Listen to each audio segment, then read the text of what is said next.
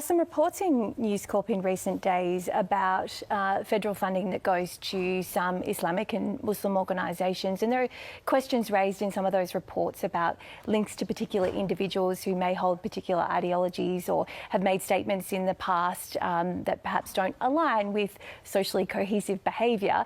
Are you looking at this? Do we need to examine the types of people that some organisations are working with in Australia? Well, I'll make 2 points.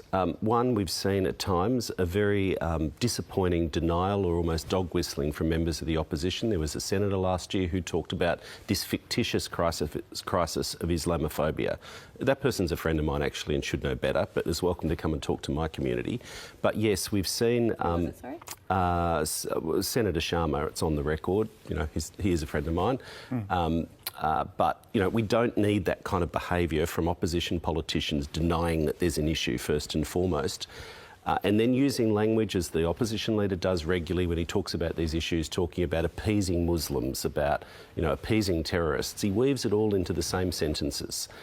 But on your point, yes, there's been this, frankly, ridiculous game by, I'll name them, the Australian newspaper, working hand in glove with the opposition. The journalists tell us where they're getting the stuff from, that calls out individual Muslim community groups and frankly holds them to an impossible double standard that no community group, no sporting club, no business could ever meet.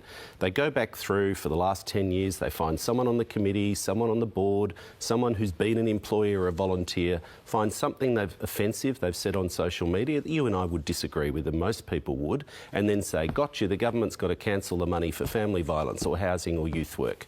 I mean, try applying that standard to any footy club in Australia, because we all know there's going to be people saying a bit of, you know, offensive stuff about women at times. There's the idiot down the corner who says something racist. So what, we're going to hold everyone to that standard?